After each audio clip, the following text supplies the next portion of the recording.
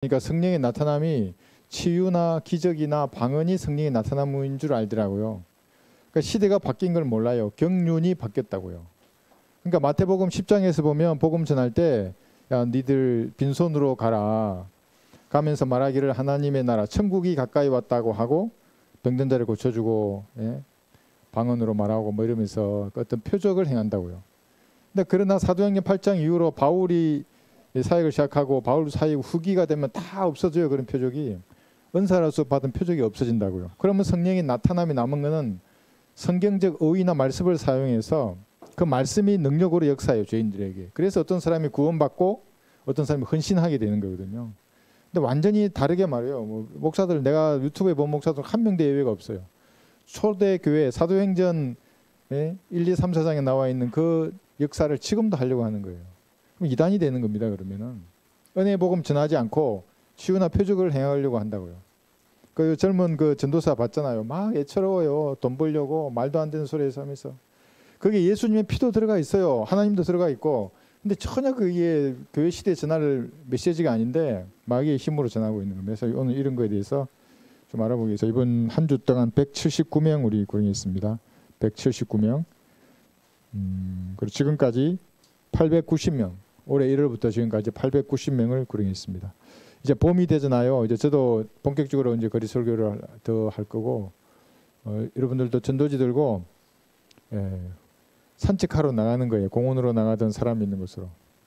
그래서 기도하고 한번 줘보세요. 담대하게 한번 읽어보십시오. 이렇게 딱 눈 쳐다보고 기죽지 말고. 기죽으면 뭐 예수님이 얼마나 그러겠어요. 사탄하고 같이 보는 거예요. 셋째 하늘에서. 그러면 이제 은혜의 복음 전도지를 들고 나갔어요. 그 마귀도 옆에서 보고 있는데 자기 성도가 기죽어가지고 이거 뭐 꺼낼까 말까 이러다가 지나치고 이러면은 예수님 얼굴이 붉어질 거예요 아마. 마귀는 웃고 있겠지. 흥 봐봐. 야 내가 이겼지 이럴 거예요 아마. 기도하고 난 지혜도 없고 능력도 없습니다. 하나님 내 발걸음 인도해 주시고 죄인의 발걸음 인도해 주십시오. 하나님 꼭 필요한 사람을 만나게 해 주십시오. 내 입술이 둔하니 필요한 사람. 제 말을 듣고 구원받을 수 있는 사람을 꼭 하나님 만나게 해 주십시오. 이렇게 기도하고 나가는 거예요. 그러면 그게 간정이 아름다운 간정이 나오게 되어 있습니다. 그렇게 하셨으면 좋겠습니다.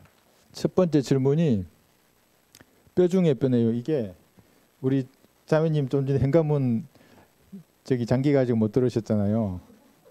누가 열어줬겠어요? 뼈 중에 뼈. 형제님이 가서 안 거예요. 아, 왜 안 보이지? 우리는 다 어디 갔겠지. 아프시나 이러는데 남편분은 아는 거예요. 뼈 중에 뼈라서 그래요. 그래서 우리 주인이가 질문한 게 뭐냐면 왜 하필이면 갈비뼈, 뼈도 많은데 갈비뼈로 신부를 만드셨나 하나님께서 이렇게 질문했어요. 여러분 한번 답을 한번 해보세요. 같이 한번 답을 한번 해봅시다. 여기 창세기 2장에 보시면 21절부터 주 하나님께서 아담을 깊은 잠에 빠지게 하시니 그가 잠드니라. 하나님께서 그의 갈비뼈 중에서 하나를 취하시고 살로 대신 거기를 채우시더라.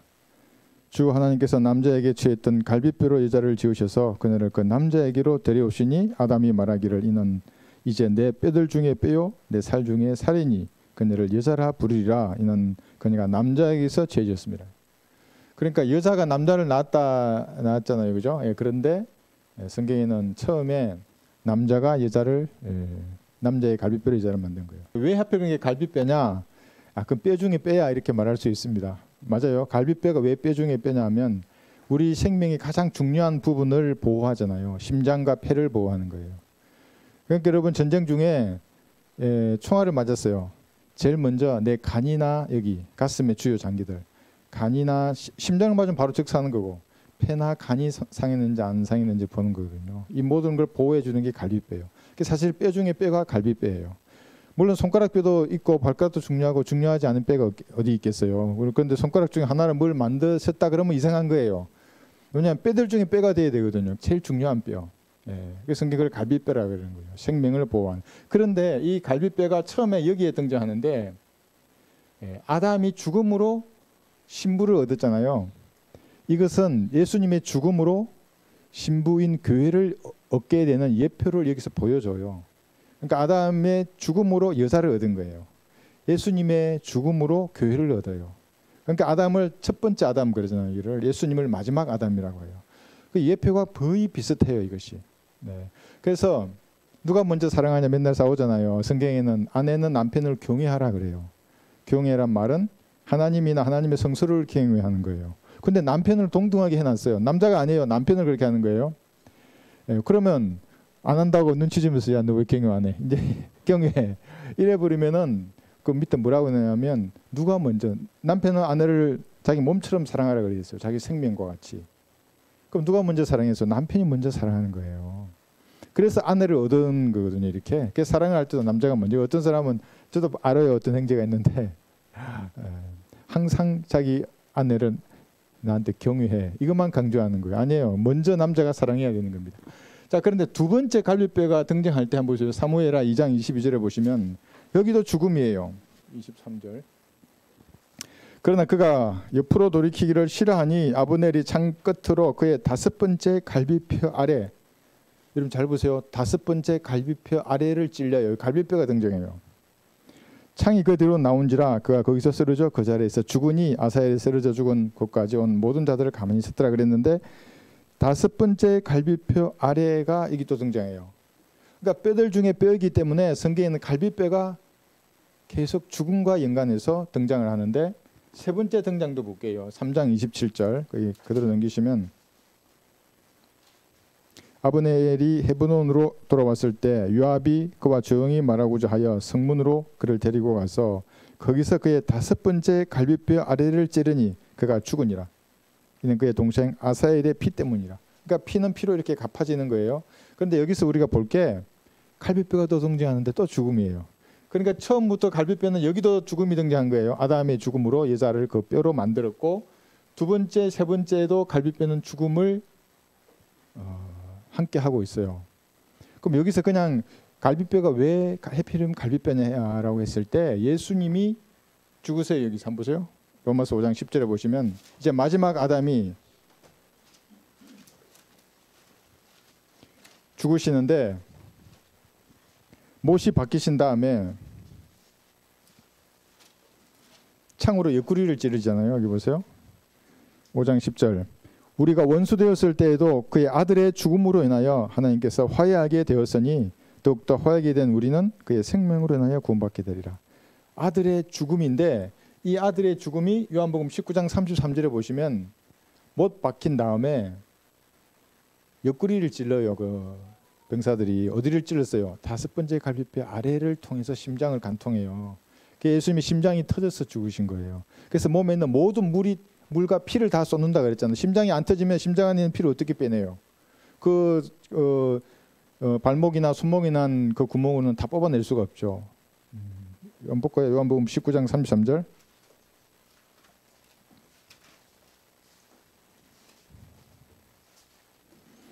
그러나 그들이 예수께 이르러서는 그가 이미 죽은 것을 보고 주의 다리는 꺾지 아니하였으나 그 병사들 중 하나가 창으로 주의 옆구리를 찌르니 거기서 피와 물이 나오더라. 5번째 갈비뼈 아래에 있는 옆구리를 찌르신 거예요. 이렇게. 예. 그래서 갈비뼈가 의미하는 바가 단순히 아담의 죽음을 통해서 신부를 얻은 이것에 더해서 예수님의 죽음까지도 이렇게 똑같이 예표하고 있는 겁니다. 그래서 갈비뼈예요. 다른 뼈는 아니고. 심장과 연계하려고 그러면 갈비뼈밖에 없잖아요. 그죠? 예. 그래서 갈비뼈입니다. 예. 네. 네. 다음에 이거 한번 보세요. 이거 왜 하나님은 이불을 말리지 않았는가? 이거 많이 해요. 유튜브에 보면. 하나님은 전능하신 분이고 어렵고 사랑이 많으신 분인데 자, 한번 보세요. 근데 이때의 분위기 이불을 말리지 않았나 할 때 이 상황을 한번 보세요. 루시퍼가 젊은 남자의 모습으로 등장한 거예요. 말도 잘하고 아주 세련됐어요. 여자는 아담만 알았잖아요. 새로운 남자가 나타난 거예요. 아주 지겨워 죽겠는데 멋진 남자가 나타났어요. 그럼 만약에 하나님이 분위기를 깨서 지금 여기에 관여해 버리시면 무슨 일이 생기냐면 자유의지를 가진 인간을 만들어낸 하나님이 잘못이 있게 돼요. 하나님은 완벽하게 어려우시기 때문에 로봇으로 만들 수가 없어요. 그럼 하나님의 속성과 맞지 않아요. 선택할 수 있게 인간에게는 다 자유의지를 주시는 거예요. 이보다 마찬가지예요. 그런데 탁 나타나서 죄 지을 때마다 이렇게 안 돼 이렇게 해버리면은 처음부터 로봇으로 만들었어야죠. 이미 한번 사탄이 우주를 반영했잖아요. 하나님 그걸 허용했어요. 이게 허용하시는 뜻이거든요. 이게 그 뒤로 에덴 동산에서 이브가 먹으려고 할 때 하나님은 하지 않았어요. 자유의지를 주셨기 때문에. 그럼 이 자유의지에 대해서 반론을 가지는 사람들은 참 많아요. 왜냐하면 이 성경에 기록되어 있잖아요. 이것은 수많은 자유의지를 가진 인간들과 천사들과 마귀들의 격돌이 일어나요. 우리가 뭐를 하면 그들이 역대응을 해요. 여러분 구경하러 나가면 마귀들은 역대응을 해요. 항상. 역사도 마찬가지예요. 대응과 역대응의 결과물, 최종 산물이 성경이에요. 이게 기록되어 있어요. 그러니까 마귀가 이걸 봐도 바꿀 수가 없어요. 역사를. 누가 보더라고요. 마귀가 이거 볼 텐데 바꾸지 않겠냐고. 마귀는 두려움이 없기 때문에 이렇게 기록되어 있어도 밀어붙여요. 최종 상태를 아는데도. 그러나 수많은 의지의 최종 결과 이렇게 되고 저렇게 되고 이게 성경이에요. 의지를 주셨기 때문에 그래요. 자유의지. 개입하지 않았어요. 하나님은.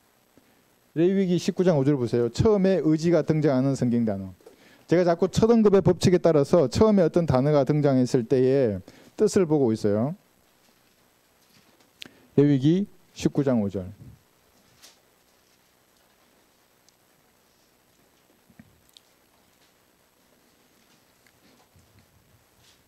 희생 제물을 드리는데 여기 의지가 나와요. 5절 레위기 19장 5절 너희가 주께 화목제에 희생 제물을 드리려거든 너희는 너희 자신의 의지로 드릴지니라. 의지로 드리는 거예요. 하나님이 안 드린다 그래서 막 충동시켜서 드리게 하고 그러지 않아요. 자기 의지로 드려야 돼요. 그래서 예수님을 구주로 영접할 때에도 마음만 두드리는 거예요. 하나님께서는. 문을 여는 것은 그 사람의 의지예요. 그걸 존중하신다고요. 어떻게 존중해요? 지옥에 가더라도 그걸 존중해요. 내가 가겠다고 지옥으로. 존중해요. 하나님. 만약에 그걸 개입해서 막 바꿔버리면 달라요. 이제. 뭐가 다릅니까? 마귀를 심판할 수가 없어요. 하나님이. 그래서 구원의 문제에 있어서는 하나님이 개입하지 않고 문만 두드리는 거예요. 종으로 쓸 때는 다르죠. 저기 사도 바울 같이. 그래서 그때 그랬잖아요. 어떤 사람이 자기도 하나님이 사도 바울 같이 이 빛으로 나타나면 믿겠다고. 믿을 수 없어요. 사도 바울이 한 명이면 되지. 그럼 몇 명이나 필요해요. 사도 바울이. 그래서 이불을 말리지 않는 이런 이유들이 있고 고전 15장 45절에 보시면 말리지 않아서 그래서 죄가 들어왔어요. 세상에. 그런데 그 죄를 마지막 아담이 해결했어요.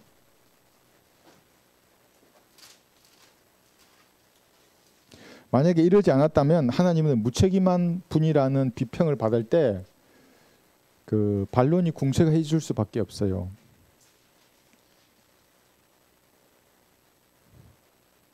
고전 15장 45절 따라서 이와 같이 기록되었으니 첫사람 아담은 살아있는 혼이 되었느니라. 그죠? 생혼이 되었죠. 한것 같이 마지막 아담은 살려주는 영이 되었느니라. 이게 무슨 말이에요? 갈보리 십자가 위에 피 흘려 죽으시고 부활하심으로써 이제 누구든지 예수님을 영접하면 성령이 그의 몸 안으로 들어가는 거예요. 그러니까 예수님의 영이 들어가는 거예요. 그게. 그래서 예수님의 부활하신 몸은 셋째 하늘에 있지만 구주를 영접하는 순간에 예수님의 영이 내 안에 들어가는 거예요. 살려주는 영이 된 거예요. 직접 해결하셨어요. 이때 말리지 않은 그것을. 그래서 계시록 22장 17절에서도 자유의지에 따라 원하는 자는 누구든지 생명수를 값없이 마시게 하는 겁니다. 이걸 그 신천지 강사도 이거 쓰더라고. 이 구절 똑같이 해요. 그러니까 예수님의 새 이름이 이만희인데 이제 그 새 이름을 뭐 믿어야 된다는 좀 모르겠어 하여튼 뭐 그래가지고 이 구절을 써요. 또 성령과 신부가 말하기를 오라 하더라. 듣는 자도 오라 말하게 하고 또 목마른 자도 오게 하며 원하는 자는 누구든지 생명수를 값없이 마시게 할지라. 여기도 의지예요. 내 의지로 희생제물을 드렸듯이 내 의지로 영생을 얻고자 하시는 분들은 예수님이 진짜 값없이 줘요. 나 같은 죄인을 예수님의 피로 용서해 주셔서 하나님 감사합니다. 이거 진지하게 기도하면 돼요. 이렇게. 그래서 말리지 않았어요. 그런 이유로. 자, 이게 또 이제 3번. 영생이 지겨우면 어떻게 하는가? 그 인생을 좀 더 살다 보면 지겨운 날도 있고 그래요. 맞아요. 그런데 영원히 산다고 한번 생각해 보세요. 1000년, 2000년, 3000년 영원히 살아야 되는데 현재와 같은 이런 육신으로 산다면 얼마나 힘들겠어요. 100년 인생도 힘든데. 그런데 여러분이 슈퍼맨으로 영원히 산다고 생각해봐요. 슈퍼맨으로. 다 같이 슈퍼맨만 있는 게 아니에요. 그럼 또 재미없을 수 있어요. 다 같이 슈퍼맨이면 나도 슈퍼맨 뭐 재밌겠어요. 근데 절대 다수는 슈퍼맨이 아니에요. 이런 육신을 입고 있는 사람들이에요. 여러분이 슈퍼맨이라고 한번 생각해 보세요. 제가 처음 이 성경을 알고 진리의식을 알았어요. 20대 중반에. 피터팬처럼 난다니까요. 이게 날아다니잖아요. 그때 처음으로 내가 구원받고 나도 그럼 피터팬처럼 난다는 말 한번 생각해 보세요. 하늘을 날아요. 물속에도 들어가고 다시 하늘로도 나오고. 얽매이지 않아요. 이런 일상에 먹고 마시고 씻고 일하고 하는 이런 일에. 예. 생로병사 희로애락 이런 게 없어요. 예. 기쁨만 있어요. 그게 사람은 잘 몰라요. 그래서 광활한 우주 공간, 이번에 우리 쇼츠 영상 이거 한번 보셨나요? 영원 시대에 갔을 때 광활한 우주 공간, 그래서 유튜브에 가끔 우주가 얼마나 큰지를 한번 보세요. 안드로메다 성운에 여러분이 이제 갔어요. 예를 들면 영원 시대 어느 날에 얼마나 많은 사람들이 별마다 살겠어요. 오늘은 이별 가고 내일은 저별 가고 도대체 무슨 일을 해야 할지 모를 정도로 재미있고 기쁨이 넘치는 거예요. 왜냐하면 죄가 없기 때문에. 그때는 여러분이 하나님과 같은 몸이에요. 그래서 신인 하빌론이 이단 사이비가 모르고 추정한다고 진짜 하나님과 일치된 몸을 입고 있어요. 그래서 그 신천지에서도 신인 하빌론을 주장해요. 뭐 순교자의 영이 이렇게 뭐 내려와가지고 뭐 이렇게 만나서 육체가 영생한다. 그래서 성경에서 무엇인가는 배워서 써먹는다고 이거든요. 근데 다르게 써먹어요. 여러분이 휴거될 때 변화된 그 몸이 이 몸이에요. 하나님과 일치된 바로 그 몸을 입을 것입니다. 그 영혼이 이렇게 살기 때문에 지겨울 틈이 없어요. 하고 싶은 거 모든 걸 할 수 있어요. 어리니까 하고 싶은 게 적을 수 있는데 이제 점점점 세상을 알게 되면 죄와 연관되지 않은 그 모든 것을 할 수 있어요. 예. 뭐 이 정도만 하면 될까요?